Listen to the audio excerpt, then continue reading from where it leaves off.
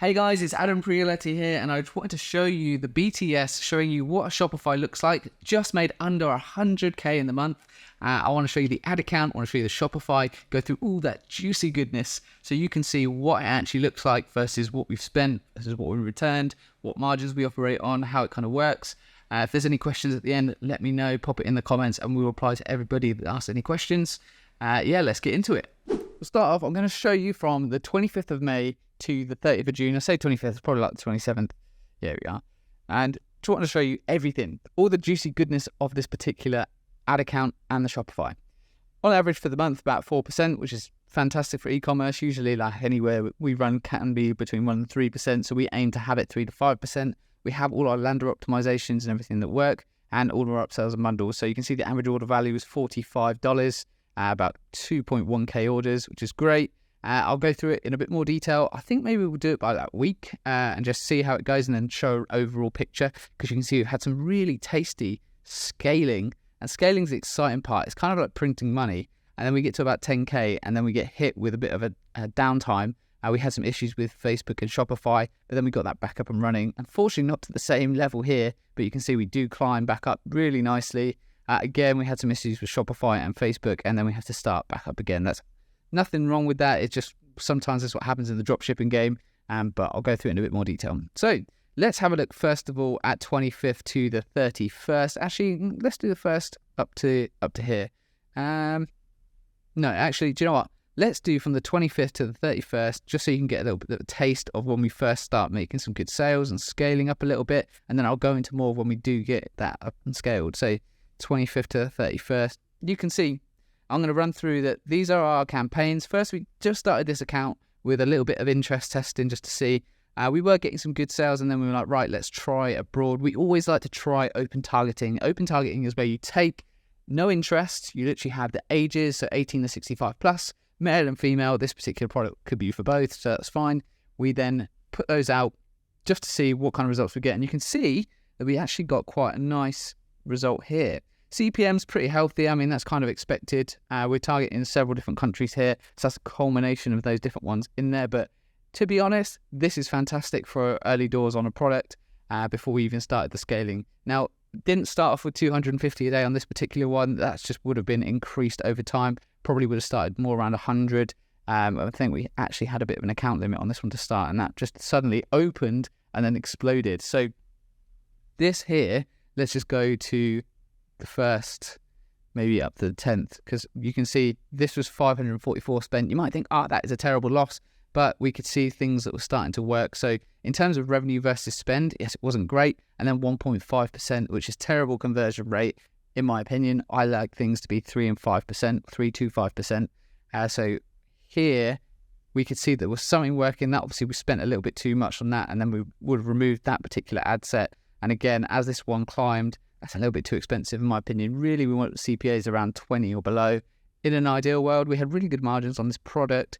We'll just show you a little bit more of scaling this up. So let's go to the 1st to the 10th of June. And you can see massive jump in spend, 16,000 in that 10-day period.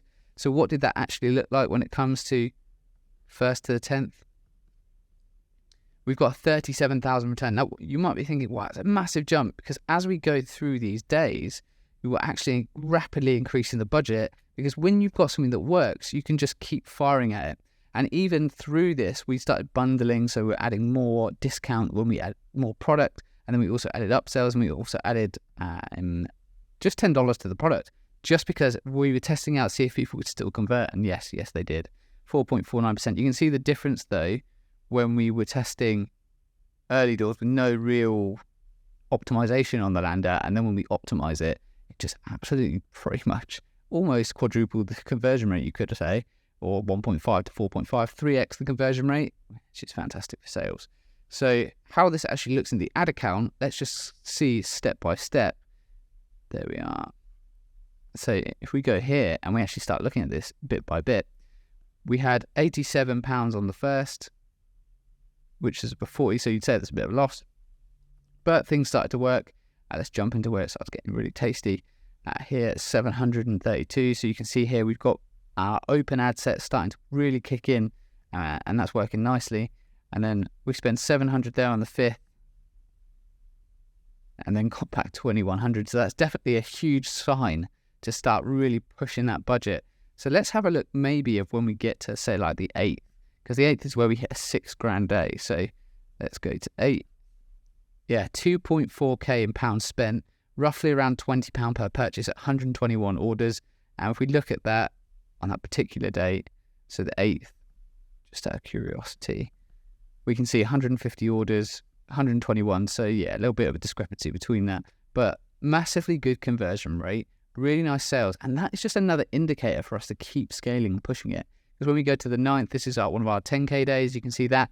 And then we upped the spend again, and that's when we didn't get the same results. So we upped it by about another £600 here. And then we actually got less money back, which then meant we thought, well, let's descale it a little bit. But then boom, we got hit with a takedown. So what we would do with that is then we just redo the pages and then sort it out from the ad account. What happens is when you are doing drop shipping, you will find that there are people out there that will just mimic your pages and then take you down with what's called a DMCA, even though they were using our content, which is so frustrating. But Shopify doesn't care, doesn't discriminate, and just takes it down just from the legal side of things. They want to make sure that they're not in the...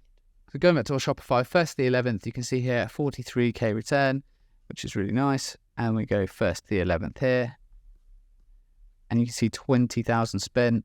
We're getting good margins on this particular product, so that was really nice and profitable for us. We generally run at a 20 to 30% margin, so for us, that's a really kind of good result.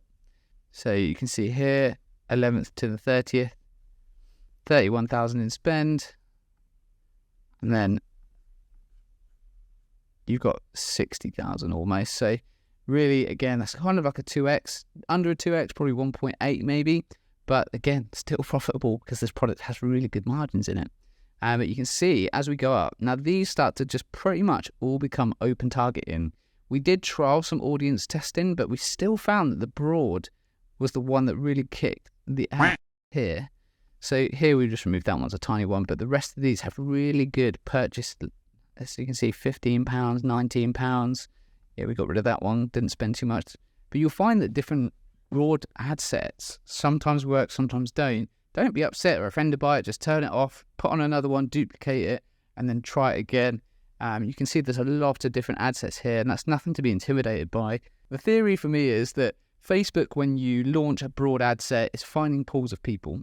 Sometimes it hits and it finds those pools of people, but other times it doesn't. So even though the targeting says it's like 50 million or even more than that, it's not really showing it to 50 million because it's the ad account starts learning who your ideal type of customer is, and they're going to go and try and find that specific type of customer as Facebook profiles you. And then it will try and find more people like that, and then it will end up kind of, although it says 50 million, it'll probably only be targeting a much smaller audience, probably maybe 1-2 million. Overall, 1.5 frequency. People have seen this like the majority of times 1.5 times, so more than once. It's probably just finding the right audience and then delivering it to that particular audience. So if we go for the whole of the full time, the first just over a month that we were running it, you can see 20th to 27th to the 30th, and then here 27th to the 30th. Really kind of nice. We have a 4.15% conversion rate, 45 average order value, and 97,000 return from a just under a 50,000 spend. Really good kind of purchase levels on our testing campaigns. So with this, we actually tested a certain few different things. We tried broad with stacking the countries. We tried broad with individualizing the countries, and just kind of stuck with what was working. You can see though the difference between when you are stacking them and then you start bringing them out, and then also CPMs do start to increase a little bit. The CPM is going to be the anchor for everything. So if you've got a stupidly high CPM, that will really dictate how much your cost per link click is going to be. And the ad really is the main thing that you can change there. So even on broad, which is the least competitive, or I mean, you could say it's the most competitive because probably a lot of people use it, but broad, essentially, you're not giving Facebook any parameters. You're just letting it roll and do its thing. But overall, on this particular one for that account, we spent 48,000. We've returned 97,000. Really nice kind of return on ad spend. So that was a quick rundown of the back end of the ad account. If you want us to go into any more specifics, let me know, because we really want to help out, provide value, and if there's anything that we can kind of steer you in the right direction with, and I'm glad we could be here. As always, thank you everybody for watching. Make sure to like and subscribe, as every little bit helps. And if you have any questions, drop them down below in the comments and I'll make sure to get them answered. But until next time, much love.